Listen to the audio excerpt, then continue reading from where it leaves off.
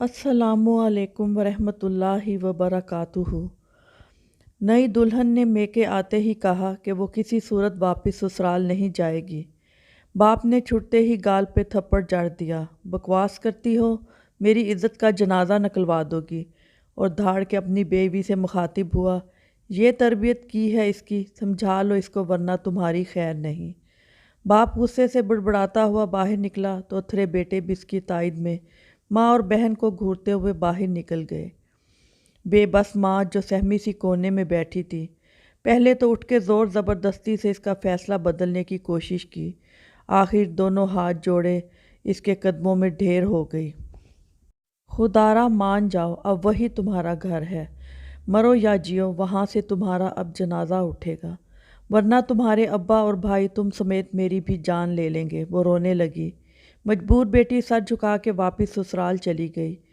کئی دن گزرے، کوئی رابطہ نہ ہوا۔ ایک رات دیر سے فون آیا، کمبخت ماری کچھ نگل کے مر گئی ہے۔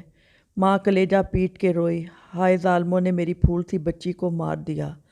باپ اور بھائی غم و غصے سے تھر تھر کانپنے لگے اور سب مل ملا کر لاش وصول کرنے جا پہنچے۔ یہ قتل نہیں، خودکشی ہے۔ اگر معاملہ گھر برادری سے باہر گیا تو بدنامی لڑکی کی ہوگی، بات اس کے کردار پہ آئے گی اور پھر آپ کی تربیت پر۔ اس بات پر میکے والے اپنی زبان اپنے دانتوں میں دبا کے منائے، بس لاش ہمارے حوالے کر دیجئے کہ ہم، مگر ساس ایک کاغذ کا ٹکڑا اٹھا لائی، اگر ممکن ہو تو مجھے اس گھر کے پیچھے کسی غیر ضروری جگہ پر دفن کر دینا، جہاں سورج کی کرنیں مجھ تک نہ پہنچیں، جہاں چاند کی ٹھنڈی روشنی اور تاروں کی اٹکیلیاں مجھے نہ دکھائی دیں۔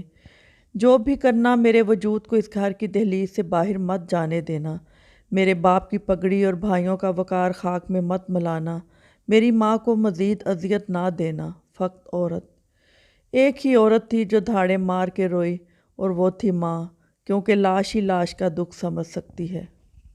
ویڈیو پسند آئے تو آپ سے ریکویسٹ ہے لائک کیجیے گا، اور بہت سی اچھی ویڈیو دیکھنے کے لیے چینل کو سبسکرائب کیجیے گا۔ بہت شکریہ، اللہ حافظ۔